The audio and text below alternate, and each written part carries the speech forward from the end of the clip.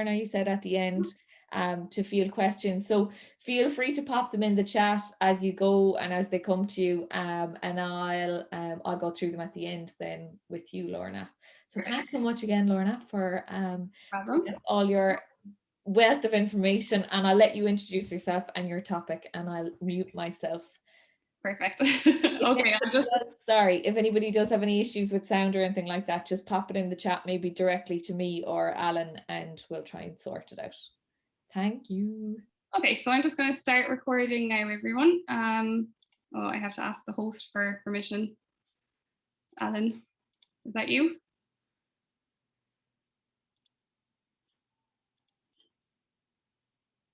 Okay. Sorry, now everyone, not a great start here. I have that done. Okay, so I have, no, it's not allowing me to record, Alan, for some reason. Sorry now, everyone, to be me. No problem, Lorna. I have that recording already. Oh, okay, sorry, my bad. Okay. Walk away. Okay, thanks a million, Alan and Maureen, for inviting me to give this talk this evening, looking at some of my PhD research. So we're going to be looking at evidence-based practices for autism in Irish primary schools. So this piece of research forms my overall PhD project, which is titled Bridging the Gap, Understanding Irish Teachers' Implementation of Evidence-Based Practices for Autism. This is an Irish Research Council funded PhD project, and I am being supervised by Dr. Jennifer McMahon from the Teaching for Inclusion Lab in the Department of Psychology UL, by Dr. Jennifer Holloway from NUI Galway, and also by Professor Stephen Gallagher from the Department of Psychology, also in UL. So just a little bit of an overview of what we're going to cover tonight. So first of all, I'm just going to have a look at relevant educational policy for students with autism and autism education in general in Ireland. I'll then run you through some of the research outlining evidence-based practices for autism. I'll then discuss some issues in implementing evidence-based practices in schools in particular. And then I'll walk you through some of the findings of our research and implications for practice and further research as well. So I suppose just a bit of a background to my interest in researching this area. It primarily arose from my own experiences working as a behaviour analyst in Ireland. So I completed my master's in ABA in 2015, and I received accreditation as a BCBA in 2018. And I suppose once I left the master's, I was out in the community working with families and working in schools and things like that. And I also completed an assistant psychologist post with the HSE Disability Services. And, you know, as any of us working in ABA know, we are ethically bound to recommend scientifically based treatment. And, you know, I suppose when I was going into schools and when I was working in the community and things like that, I was identifying that, you know, when I was going into schools, teachers weren't necessarily aware of some of the evidence-based practices I was recommending for use with the students. And, you know, they appeared to kind of have a lack of knowledge of evidence-based practices for autism in general. You know, as well as that, there's a large number of us in Ireland working with people with autism, and many of us provide consultation to educational services and schools. So, you know, hopefully by, you know, outlining my research tonight, you might get a little bit more information as to what this looks like in Ireland. So looking at the autism educational policy in Ireland then, the department's policy is that students with special educational needs, also including autism, be included in mainstream schools unless this is not in their best interests. So what this roughly means is that the first port of call for students with autism in Ireland is inclusion in mainstream classrooms, then followed by autism special classes or autism units, and then special schools. Under, I suppose, guidelines provided by the Department of Education, the responsibility for teaching children with special educational needs falls on mainstream class teachers. Within, so any students with SEN that are included in mainstream classes, the responsibility for their education falls to the mainstream class teacher. And the department also recommends that teachers should use evidence-informed interventions, or should be mindful of using them. The underlying philosophies and kind of principles in the education system in Ireland are constructivism. So this is whereby the child is supported to construct their own learning experience. So the teacher ideally supports the child in constructing their own ideas about the world. With autism interventions in particular, eclecticism appears to be favoured in Ireland. This is where no one intervention or approach for autism is favoured, and teachers should have autonomy and should be free to choose interventions based on the child's needs and from a variety of theoretical backgrounds. So any of you interested in looking at that a little bit further, I'd really recommend this paper by Carola Dillenberger that was published in 2011. And I suppose eclecticism is very popular in Europe. So it seems to be kind of widespread across Europe, and that would be in contrast with the United States. So the United States has policy, underlying policy, which is mandated, so it's legislated for that teachers have to use scientifically based practices with their students with autism, and many of these are based on the underlying principles of ABA, so behaviour analysis.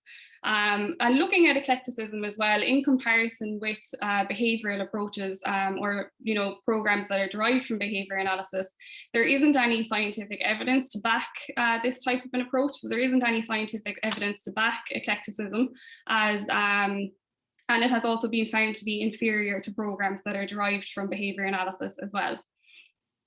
So just examining some of the, I suppose, policy guidelines that were developed for autism in particular. In 2016, the National Council for Special Education in Ireland published its policy advice paper. So this was a review of autism education that they undertook to provide policy guidance to the Department of Education in relation to educating students with autism. So there were two kind of main research papers that informed this policy advice paper. The first of those was an evaluation of autism education provision, and the second was a systematic literature review of interventions for educating people with autism spectrum disorder as well. So I'll just delve a little bit further into those in a minute, but looking at the kind of overall findings with regards to autism prevalence and autism placement, they found in their policy advice paper when reviewing the education system in Ireland that there was about a prevalence rate of 1.55% of students with autism in schools in Ireland. And this meant that there was, I suppose these figures are from 2015, but that there were around 14,000 students with autism being educated in Ireland at that time. In line with the department's, I suppose, inclusive education policies, we can see very clearly the influence of this, because 63% of students with autism were educated in mainstream classrooms, 23% were educated in autism special classes or units, and 14% were educated in special schools. So what we can kind of see here from looking at this, is that 86% of students with autism are now educated either in a mainstream classroom or in an autism unit attached to a mainstream classroom. So again, that I suppose key area there of how prepared are mainstream teachers to educate these students, how were they supported to educate these students, were kind of the questions that were arising from this when I was looking at it. So looking at the evaluation of autism provision then, so the aim of this paper was to evaluate state-funded provision for students with autism. Now it was conducted across a number of different age groups, so it was conducted across our preschool age, school age, and post-primary age, and also they evaluated the July provision programme and home tuition programmes as well. But I suppose I was just interested in the primary school setting because that's where my research was focused. So that's just what I'm going to report on this evening. But what the researchers in this evaluation of education provision did was they conducted interviews with parents, teachers, principals, and some of the students, and they also conducted direct observations in the classrooms as well.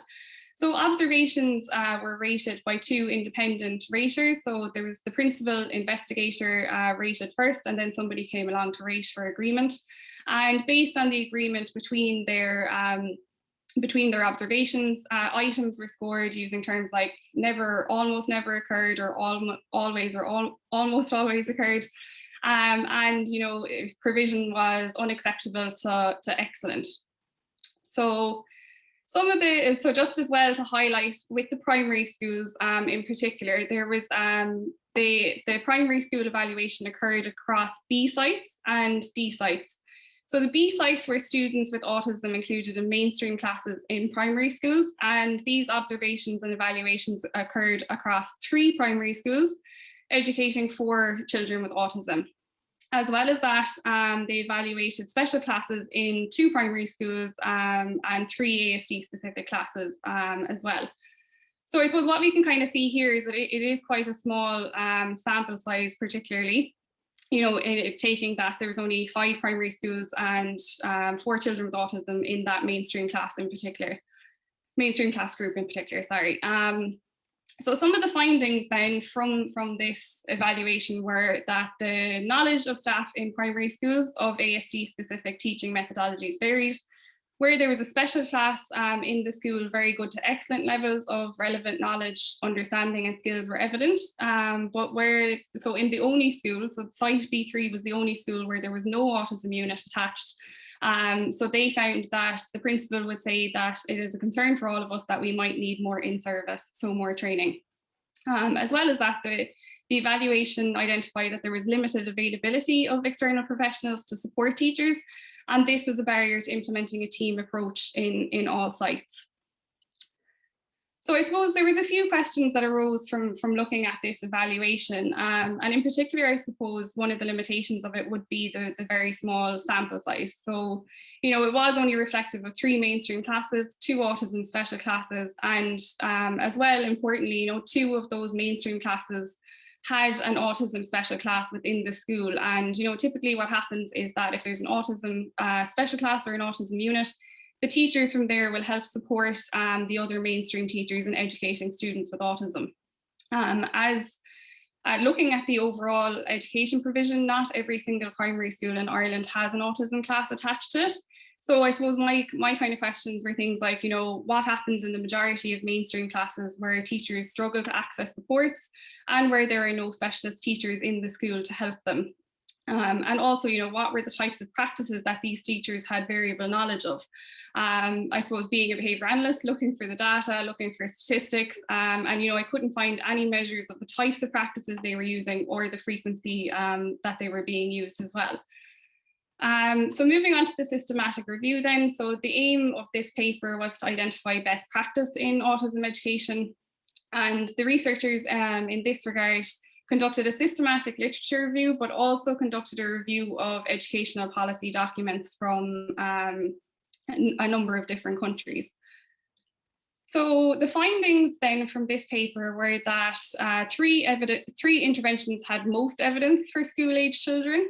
These were peer-mediated interventions, multi-component social skills interventions, behavioural interventions to reduce challenging behaviour, and a further 5 interventions had moderate evidence for school-age children. So these were social initiation training, computer-assisted emotional recognition programs, PECs, narrative interventions such as social stories, and skills teaching using behavioural approaches.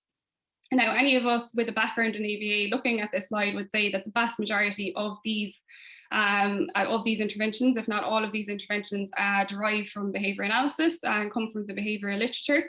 But I suppose, again, you know, in the executive summary, the authors stated the evidence provided indicates that a range of provision types and intervention strategies are needed. So again, not really identifying that the behavioural approach might be better here. And they also, again, backed the need for a framework of autism professional development at different levels. So I suppose these were both drawn together into the policy advice paper. And, you know, these were some of the things that were outlined in this policy advice paper then.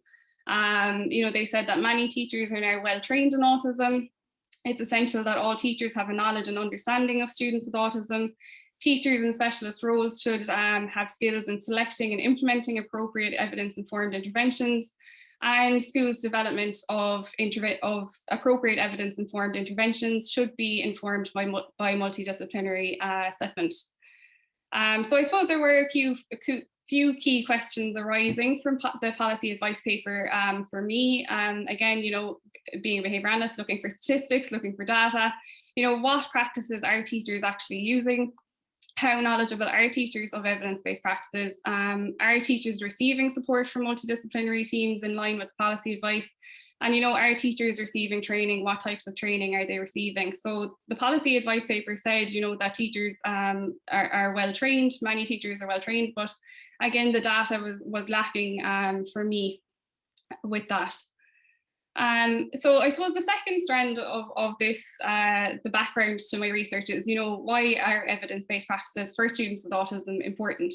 At present, you can go to the internet, you can find information on over 1,300 therapies and treatments for autism. So it's been described as a little bit of a fad magnet.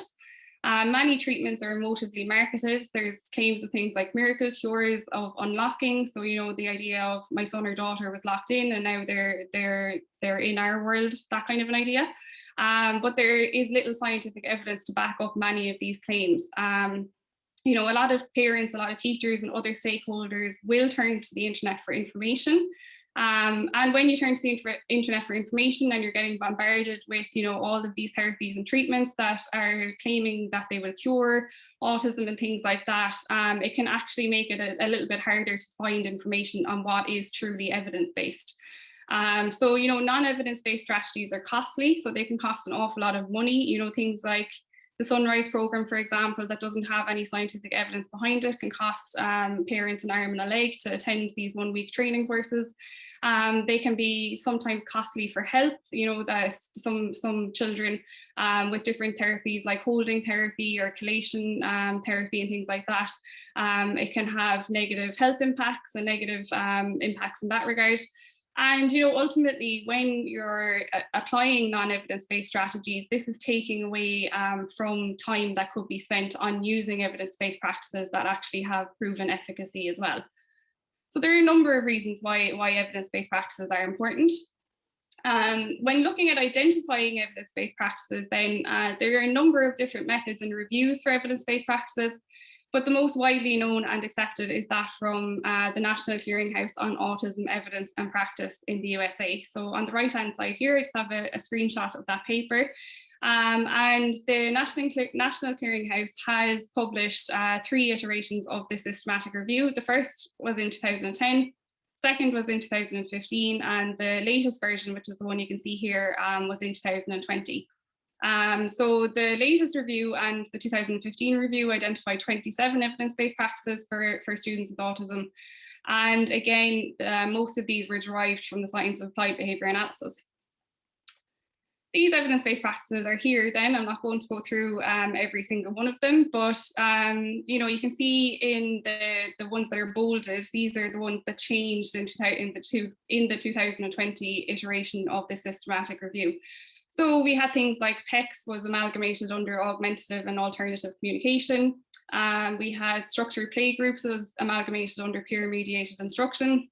And we had, pivotal response training amalgamated under naturalistic interventions.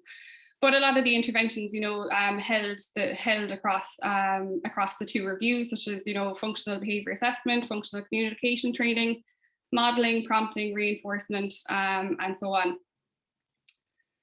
So I suppose while researchers have identified these evidence-based practices, there is a little bit of expectation versus reality going on in the autism evidence-based practice field. So I suppose the expectation is, researchers have identified evidence-based practices, they have identified that they are effective, they recommend them for use with students with autism in classrooms.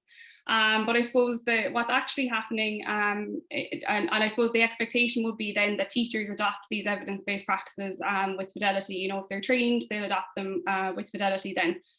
But I suppose in reality, what is happening is, we've clearly identified that in the research that evidence-based practices are effective. Teachers should use them, but the gap there is that teachers are continuing to use unsupported practices or just not adopting evidence-based practices at all. So this is known as the research to practice gap in autism education. And I suppose where our research comes in as well is trying to explain this gap a little bit, it's trying to understand why this might be happening, why are teachers not adopting these evidence-based practices that we find efficacious in the literature. So implementation science is the scientific study of methods that promote the systematic uptake of research findings and other evidence-based practices into routine practice. And this is the kind of theoretical framework that we applied to our study. So we looked at the implementation stages by the National Implementation Research Network. So this is under their active implementation frameworks. These are freely available on their website at the Active Implementation Hub for anybody who'd like a little bit more information about these implementation models. But basically, the NIRN researchers set out that implementation occurs across 4 kind of discrete and interlinked stages. So the first is exploration, followed by installation, initial implementation, and then full implementation. So one of the key implementation strategies in the exploration stage is to assess readiness. So, to assess baseline levels of knowledge, baseline levels of use, and to try and identify barriers and facilitators that might help or hinder teachers in adopting these evidence-based practices into their classrooms. So that's kind of where our research came in then. We also identified, I suppose, at the beginning of this research, some further gaps in EBP research. So a lot of the research that has been conducted on establishing efficacy for EBPs has been conducted in the USA. I think in the systematic review done by the NCSE, I think 65 studies were done in the USA, and I think only 7 of them were conducted in Europe. The research has also largely been conducted with clinicians as implementers. So there is a wealth of research out there with clinicians or researchers as implementers, but only 20% of the implementers of the interventions included in the latest Steinbrenner et al. Systematic review from 2020, only 20% of these were teachers, with only 0.9% of them being mainstream teachers. So there's a real gap in our understanding of teachers' adoption of these evidence-based practices. As well as that, there's a lack of knowledge of social validity of these practices in these settings. When there was another study conducted by Callahan and colleagues in 2017, which looked at the evidence-based practices included in the 2015 review of EBPs, and they found that only 25%, so only a quarter of the researchers had actually included social validity as an outcome. There's a lack of stakeholder perspectives as well. So this idea of, we're researchers, we're experts, and teachers should adopt what we tell them to adopt, rather than including stakeholders and including teachers in the research process and in the development of evidence-based practices. As well as that, a lack of knowledge of barriers and facilitators that are specific to autism. And as I've already kind of said, a lack of research in mainstream settings. So there was a large amount of research conducted in special education settings, but not a lot conducted in mainstream settings in particular. So I suppose that led to the overall research question, or the overall idea of, if autism EBPs have been identified, if they've been recommended for use, but there's poor uptake and implementation, then why is this happening? And I suppose as well, just to have an idea, to get more of an idea of what does the autism EBP field look like in Ireland. So to answer these kind of overarching questions, we conducted a series of studies. So the first 4 are the empirical studies, which I want to be presenting to you this evening. And as a result of the results of all these, we're going to be developing a protocol, ideally for upscaling EBP use in Ireland. But the first study, what we wanted to do is to kind of get an overall view of the literature of barriers and facilitators that were specific to implementing autism EBPs in school settings. For the second study, then, we wanted to gain some teacher perceptions of implementing autism interventions in Ireland. And then the third and fourth study, so number 3 and 4, were informed by a survey which we distributed, with the purpose of the third paper being to identify teacher characteristics such as training and support from professionals, and baseline levels of knowledge and use of EBPs in Ireland. With the fourth study then looking at the mainstream class teachers in particular, as these teachers are responsible for educating 63% of the students with autism in Ireland. And as there is a general lack of understanding of EBP use in this area, we wanted to see, did training, knowledge, attitudes and barriers impact their use of EBPs then? So I'll just begin with what we found from the scoping review of barriers and facilitators. So this paper has been published recently in Research in Autism Spectrum Disorders for any of you who might be interested in looking at it further. But our aim here was to identify barriers and facilitators to autism EBP implementation in school settings, like I said, and to try and draw these together to collate these using a conceptual framework across macro, school and individual level barriers and facilitators. So I reviewed over 4,500 papers from our initial searches, and only 7 of these actually met our inclusion criteria. So that, there was kind of very, very few papers out there on barriers and facilitators specific to autism and in school settings. And again, there was no studies conducted in Europe. So the barriers and facilitators that we identified then across the levels, you know, on the macro level, we had things like cultural differences, lack of access to multidisciplinary teams. On a school level, we had things like lack of resources, staffing issues, lack of support from you know, school principals and other teachers, and lack of time. And then on the individual level, so individual to the teacher, we had, you know, things like lack of training or experience, competing demands, student characteristics, and, you know, the restrictions or that the intervention itself was difficult to implement. So I suppose this added greatly to our understanding of the broader literature then, and helped us to move forward with our other research questions. For the qualitative study then, the aim was to try and gain teacher perspectives in using EBPs and potential barriers to implementation. So I conducted semi-structured interviews with 14 mainstream school teachers from 5 different schools.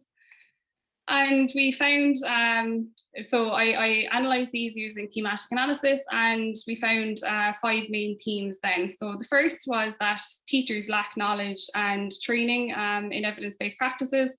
So, you know, when I asked teachers, what is your understanding of evidence-based practices, they were coming back with things like, you know, I'm not sure, is it to do with researching different teaching methods and then seeing the results and then implementing them in classrooms? And I was having other teachers just simply saying, you know, I don't have a clue, I don't know. With the training, then we identified that there was some issues with their initial teacher education, so their teacher preparation courses. So, you know, teachers were saying things like, in 6 weeks, I had 1 lecture in SEN, I didn't have a clue. Teachers saying that, you know, they had to learn on the job, and other issues then with accessing appropriate continuous professional development. So teachers were saying things, you know, like, I signed up for a course in September of 1 year and got it in March of the following year.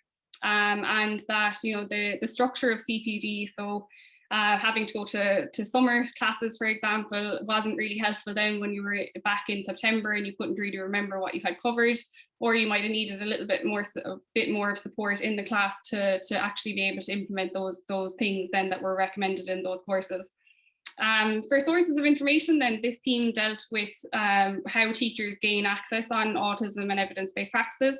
And, you know, teachers reported turning to the internet, and they also reported turning to other colleagues, which was a real positive, because I suppose there does seem to be very strong systems of collaboration in schools, which could be used as an avenue to try and create communities of practice around evidence-based practice. So you know, teachers were saying things like, I don't source them based on evidence, I source them based on other people's experience and what they have used. So that idea of, you know, turning to others who have experience, and this being a great source of information for them. With systems culture then, this team was looking at the overall, I suppose, educational culture in Ireland. And we had things like, you know, the use of evidence-based, it wasn't something that was highlighted for us. Evidence-based practice isn't a big thing in Ireland. And, you know, this idea that within schools then, you know, 2 or 3 people from a school can go learn strategies or learn how to implement things. And then when they come back to school, then they teach the other teachers about it. So again, that kind of community of practice being very evident.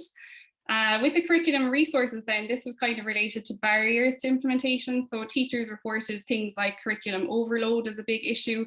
Lack of time to be able to devise interventions, lack of time to be able to research them and understand them, and lack of time, I suppose, to work with the student with autism as well. And, you know, lack of resources there to support them. So teachers were saying things like, you know, they might need resources to help them implement, you know, different types of sensory interventions and things like that, that they weren't able to access in their schools. Lastly, then, I suppose teacher characteristics as facilitators. This again was a facilitator in that, you know, if teachers had patience, or, you know, if the child was having positive results from the program that they'd implemented, then it would make them more likely to want to implement these types of programs again in the future. So I suppose this gave us a little bit of richer information about what was going on in the Irish context, and definitely highlighted, you know, there isn't really a culture of evidence-based practice that is apparent. And teachers generally lacked knowledge of these practices and had issues accessing appropriate training as well. So looking at the third study then, again, the aim here was to explore teacher training, their support from professionals, and their knowledge and use of evidence-based practices. So this survey was completed online via Qualtrics, and I distributed this the link to this survey to all 3,105 mainstream primary schools in Ireland, and via social media channels as well. So the inclusion criteria was that the participant had to be a mainstream teacher with at least 1 year's experience teaching a student with autism, and that resulted in a final sample of 369 teachers from all 26 counties in the Republic of Ireland. So these teachers answer questions related to teacher characteristics and a validated scale to measure knowledge and use of evidence-based practices, which we adapted from Australia. So I suppose in relation to the findings with teachers' access to training and support, these were quite, I suppose, shocking or hard-hitting when we initially analysed the data. We found that 70% of teachers received less than 3 hours of autism-specific initial teacher education. 78% of teachers had not received any autism-specific CPD before beginning to teach a student with autism, and a third of teachers reported receiving no CPD at all. And 80% of teachers also reported receiving support from professionals less than 2 times per year. So I suppose what this highlighted was, teachers seemed to lack preparation and training for educating students with autism. And then, I suppose compounding that a little bit might be the fact that they can't access support from professionals as well. With regards to teachers' knowledge of practices then, the green bars here represent non-evidence-based or unsupported practices, and the blue indicate our evidence-based practices then. So we found that teachers only had moderate knowledge of 7 evidence-based practices. These were visual support, social stories, reinforcement, exercise, social skills, modelling, and prompting. And then they had very little to little knowledge of the rest of the 20 other evidence-based practices that had been identified. With their use of evidence-based practices, then we had 4 evidence-based practices that were used sometimes. These were modelling, exercise, reinforcement, and social stories. And the rest of the evidence-based practices were used rarely to never. So I suppose these 2 graphs would illustrate that teachers had a lack of knowledge of evidence-based practices and used evidence-based practices infrequently as well. So we did some statistical analysis of just group differences in use and knowledge of evidence-based practices. And what we found was that autism class teachers had the highest use and knowledge of evidence-based practices. Those with more years of experience had highest use and knowledge, and teachers who had received autism CPD or more hours of ITE and CPD training, and those who had more access to support professionals. So those with the lowest levels of use and knowledge of evidence-based practices were our mainstream class teachers, those with more than 21 or less than 3 years of experience, those with no autism CPD training and less hours of training, and those with no access to support professionals as well.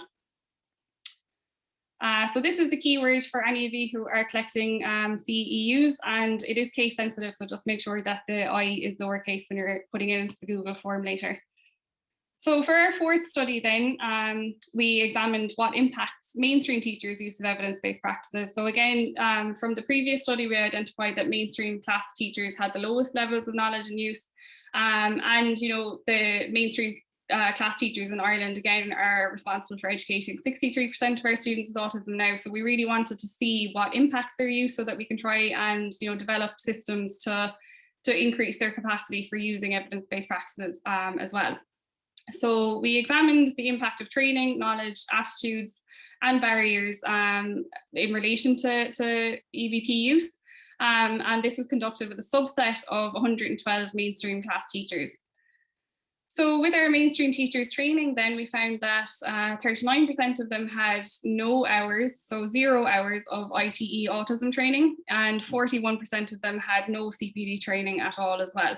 So I suppose these, again, further illustrate the idea that our mainstream classroom teachers are underprepared for educating students with autism with regards to not accessing training. The barriers then to EBP use, so teachers had to rate barriers as not serious to extremely serious, and the percentage of teachers rating barriers as extremely serious were quite high. So we had over 60% of teachers indicating that class size was an extremely serious barrier to implementing interventions. And then over 40% of them indicated that lacking training in autism, Support staff such as SNAs lacking training was another barrier. Lack of time to devise interventions, lack of training in interventions, lack of time to implement, and research interventions were also rated by extremely serious by over 40% of the teachers in that sample. So I suppose what this highlights is that teachers, experience quite a number of extremely serious barriers in trying to implement interventions with students with autism. For the knowledge and use of evidence-based practices in this sample, then we had only a moderate extent of knowledge of 5 EBPs, so visual supports, social stories, reinforcement, social skills, interventions, and exercise. And they only sometimes used 3 evidence-based practices, which were social stories, exercise, and reinforcement. So I suppose comparatively with the larger sample, they had less knowledge and less use of evidence-based practices as well.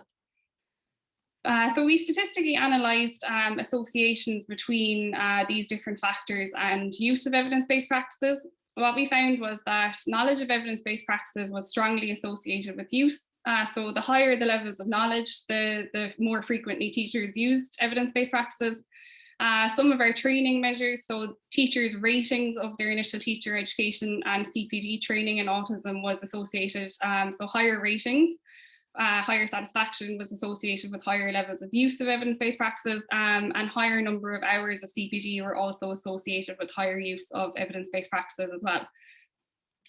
So we examined some attitudes to evidence-based practices as well, and openness to using evidence-based practices.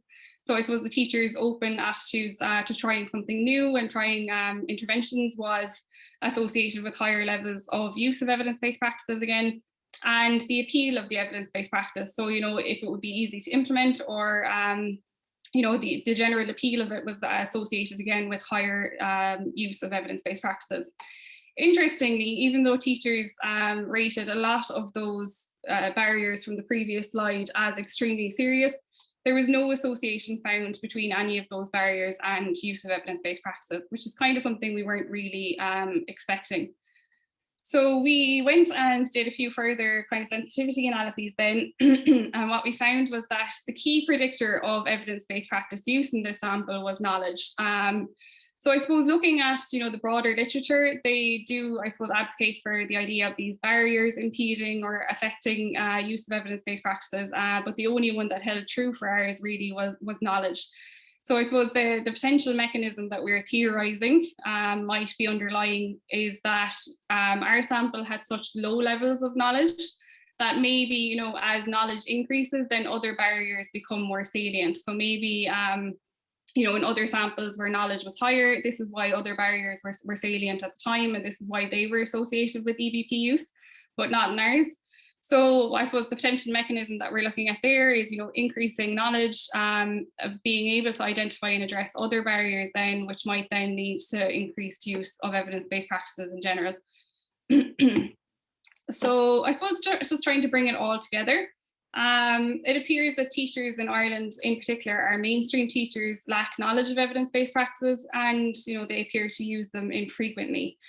This could again potentially be down to the fact that teachers lack support from professionals. There's a lack of support professionals available to teachers, and they seem to access those infrequently as well. And there seems to be a few significant issues with training as well. So teacher preparation in initial teacher education courses, and also accessing timely, appropriate CPD as well. So I suppose this might impact in a number of different ways, but research in Ireland has shown that teachers lack confidence and are apprehensive educating students with autism. Teachers lack confidence planning for special educational needs, and teachers need support selecting strategies. So maybe increasing knowledge and use of evidence-based practices might be a way to overcome these issues with self-efficacy and confidence, and improve teachers' ability to educate students with autism as well. And I suppose for our students with autism then, there are, I suppose, a few negative outcomes. Now, there doesn't seem to be any specific measure of student outcomes available, not that I could find anyway, but previous research has shown that students with autism experience significant rates of school exclusions. There are some issues with them accessing the Irish primary school curriculum. And other research has shown that, a large number of students that are included in a mainstream primary school then actually transfer on to a secondary special school. And, teach it the, I suppose, reasons around these, again, remain unknown, but, there probably is a case there to be made for, if we used more evidence-based practices and if teachers were able to use these and had the training and support to use them, that maybe some of these negative outcomes might be changed. So the implications then for I suppose the overall field, in terms of policy and things like that, are that there seem to be a few different gaps between autism education policy and what is actually happening on the ground. So there have been calls, since that NCSE paper in 2016, 2015, 2016. For appropriate systems of CPD and training to be made available to teachers, but as of yet I can't see that that's happened, and our research is reflective of only a year ago, and we're finding large numbers of teachers that haven't been able to access CPD. So there is definitely a real need for that policy advice and guidance to be implemented as soon as possible. I think as well, the Department of Education obviously hinted at, evidence-informed interventions should be considered by teachers. The policy advice paper outlines, that evidence-based practices could be used with students with autism in these settings. But as of yet, there doesn't seem to be any kind of comprehensive CPD framework for training teachers in these practices, or, policy focus on using evidence-based practices with students with autism. Now, again, this could be back to the underlying kind of philosophical differences between behavioural interventions and constructivism and eclecticism and stuff. But there are calls out there, I suppose, for what's known as technical eclecticism. So allowing teachers to choose from an intervention toolbox, but making sure that these interventions within that toolbox are evidence-based. As well as that, I suppose there is a strong need probably to evaluate outcomes for students with autism again. So, is the current model of inclusive education working? And, if we implement evidence-based practices, is that going to have any effect as well? As a behaviour analyst, I suppose, one of the key take-home messages for me was being aware of the lack of knowledge and lack of use of evidence-based practices in schools. As a lot of us are going in, providing consultations and things like that, I think that's very good to be aware of. And within, our own bank of training, I think definitely trying to employ effective training practices such as behavioural skills training when recommending interventions for use in schools would be very helpful, and as well concentrating on things like modelling, showing teachers how these interventions work, showing them how to do it, and providing support for implementation as well. So, one of the things in implementation science is this idea of ongoing support for implementation, ongoing adaptation needed. So, I know definitely from my own experience that, I was hired a lot by parents to go into schools to provide recommendations. So, there is maybe the need to make parents aware from the outset that you might need to provide continuous support in that setting rather than just sorry. So with the policy gaps identified then, I definitely think that us as behaviour analysts, with our knowledge of the area, with our knowledge of evidence-based practices, and, that idea of effective training practices, that we are perfectly positioned to provide guidance in this area. So, maybe coming together and trying to get a group together might be useful as well. And, as researchers as well, what can we do? I think there's definitely a need for further research in mainstream settings in particular. I think it's going to be very difficult to bridge that research to practice gap until evidence-based practice research starts being conducted in the settings where we ultimately want them to end up. And, there is this idea in implementation science of hybrid implementation models, whereby researchers conduct feasibility and efficacy studies in tandem. And this helps, identify contextual issues, so adaptations that might need to be made to training practices or to evidence-based practices to support implementation. And it's just supporting this idea of moving away, from our typical kind of pilot test, small group test, and then larger implementation type of research. And as well, we need definitely further investigation of evidence-based practices in Europe in general, but also barriers and facilitators and how these might impact in school settings too. So I suppose the next steps then for me with all this is, we're conducting a few further analyses on the data. It's a huge data set, and I currently have 2 undergraduate students who are helping me to get through a little bit more of this. We're developing that protocol for upscaling evidence-based practice use, so it would be great to try and forward that and get some more funding and stuff for actually implementing this in schools. And as well, I'm very interested in building networks and collaboration. So if any of you who are interested in trying to develop a little bit of a network for increasing evidence-based practice use in primary schools in Ireland, please do contact me. And just for anybody who's interested in reading any further, I have written a few blogs for our iTeach website. These are the 3 of the papers that I discussed tonight as well, for any of you who want to do further reading. The scoping review is available open access, and the papers 3 and 4 are available as preprints at advanced preprints as well. And these are just some references as well for any of you who want to read any further. So hopefully, I think I finished up with 10 minutes to go. So it would be great to open it up to questions now. And look, if any of you are interested in collaborating any further, discussing anything outside of this evening, there's my email address, my Twitter handle, and the iTeach website as well, if any of you want to get in touch. So thanks a million for your attention, everyone. It was absolutely great to be able to present that to you. Wow, thank you so much, Lorna. That was very insightful, and just from a personal point of view, going into schools, having that background and understanding of where teachers are coming from is, to me at least, invaluable. I'm going to go through some of the questions. Feel free to keep them coming in on the chat. So we've got some thank yous coming in already, Lorna. So I'm just going to read it out here. So in relation to the barriers you identified in your scoping review, is there a problem in identifying the context for requiring EBPs? Example, do you need to determine the idiosyncratic and very specific needs of a child or a young person to determine what is necessary to address those needs? Is there a foundation of skills necessary prior to identifying and selecting any EBPs? Okay, so that's a long one. I just actually open that up so I can try to read it myself. Read it yourself, it might be easier. Yeah. I'm kind of trying to get my head around that one. Okay. Is there a problem in identifying the context for requiring evidence-based practices? Is there a foundation of skills necessary prior to identifying and selecting EBPs? I definitely think, our research in paper 4 probably identified, that there is definitely a foundation of skills that are necessary in order for teachers to be able to identify and select evidence-based practices. So knowledge was the key predictor for use. So I definitely think that is necessary. And then, with the context as well, I definitely think there is a need within the context. So sorry, is there a problem in identifying the context for requiring evidence-based practices?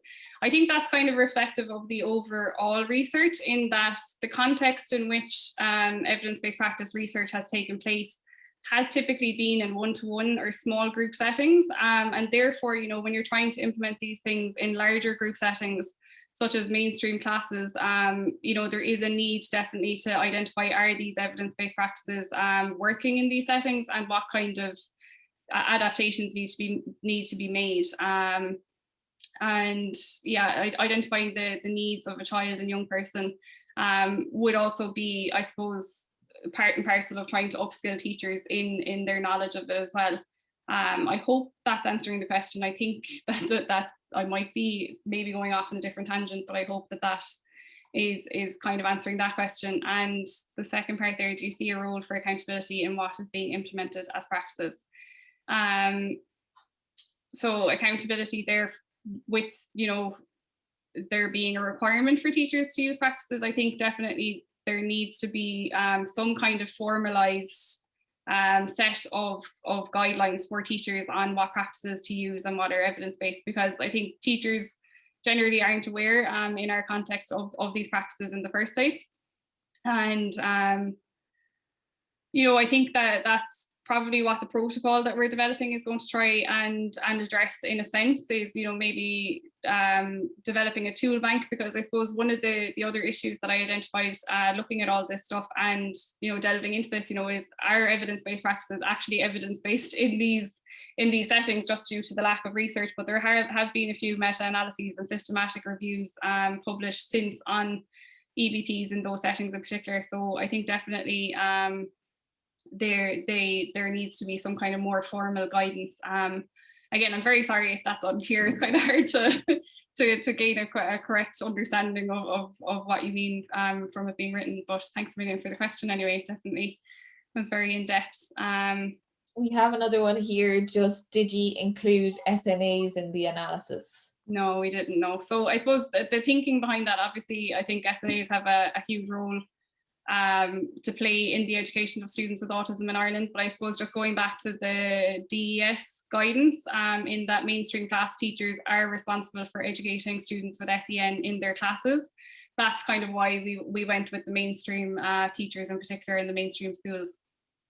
Perfect. There's another question here. Can I ask if you've delivered this to the NCSE or other teacher training bodies? Not yet. No, that's kind of hopefully the next steps of trying to get this out to the wider body. And I suppose that's why, you know, giving a talk like this evening is great, and trying to get maybe some collaboration and some people behind you know, this area in general.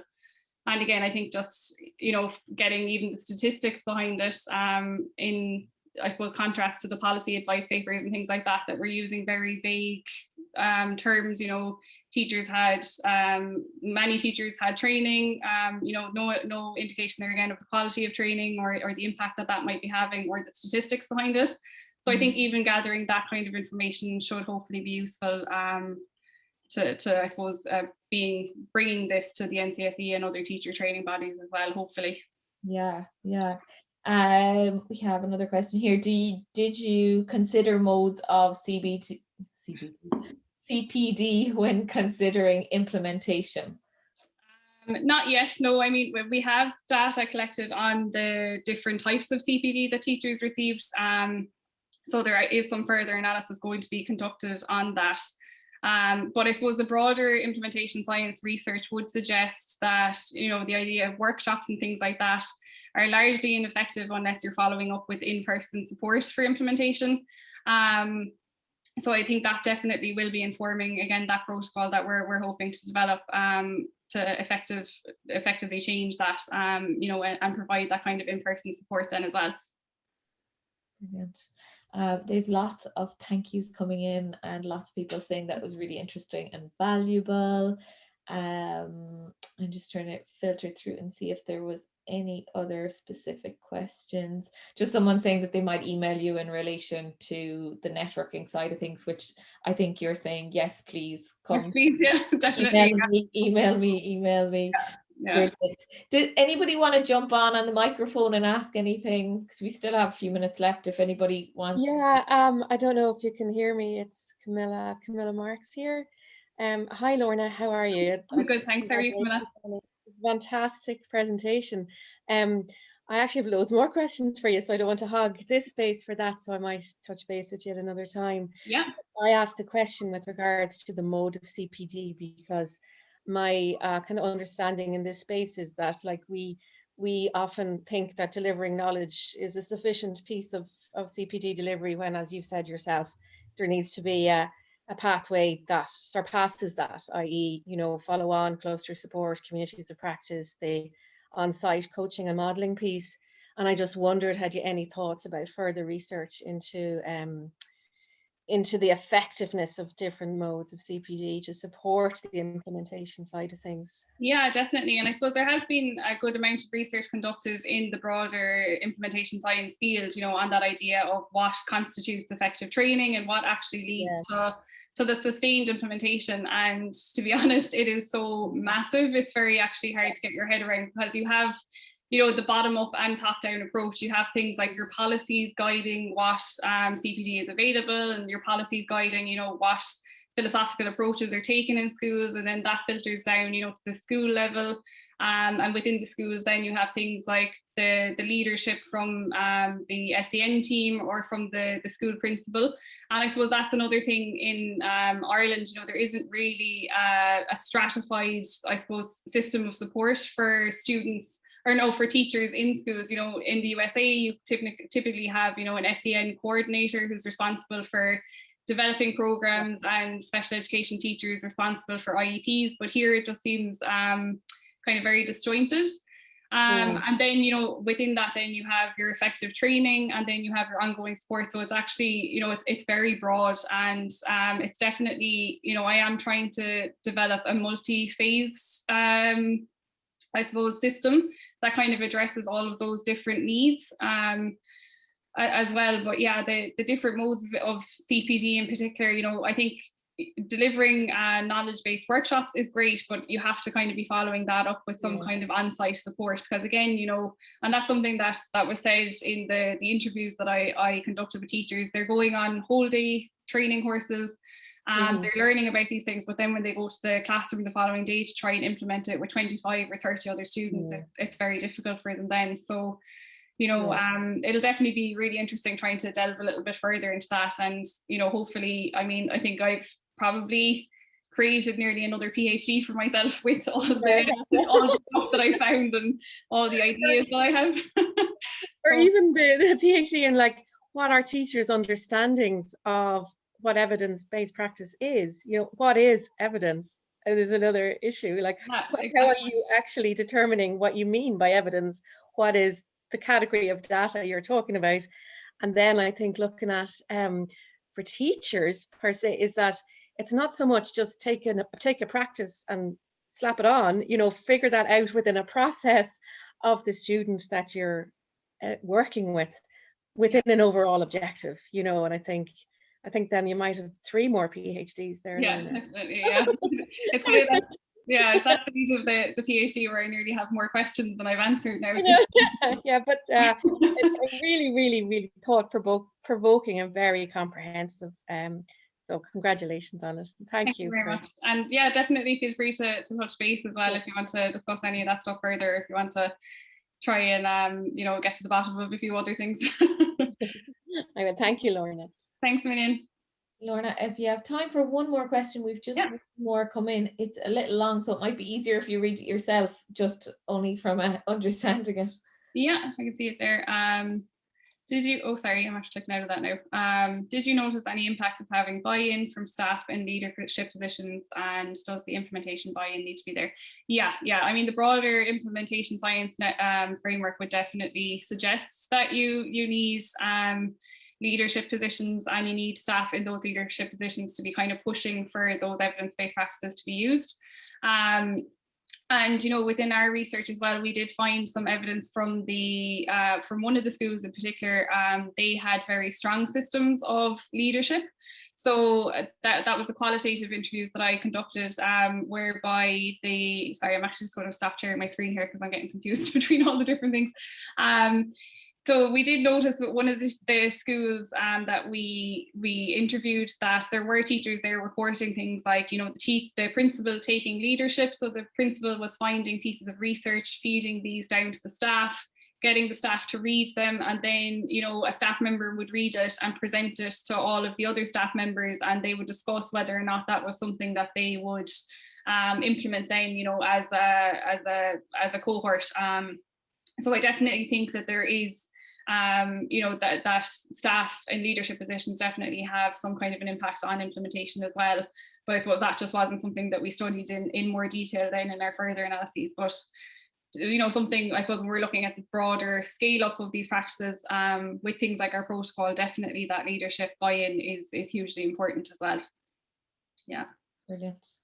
Thank you so much again, Lorna. Like you can see from the chat that everybody found it really, really, really, really valuable. And I suppose just to say in general, if there are other people out there who have interesting topics that they want to discuss, don't hesitate to contact the Munster Behaviour Analyst Forum. We welcome you know, collaboration from the community at large. So anybody who wants to get in touch, feel free to. It's great for us to be able to get together as a community and, you know, I suppose share our knowledge with each other. So thank you so much again, Lorna, for your time this evening. And thanks everybody for coming and for your engagement and everything. And we'll leave it there. Great, thanks a million.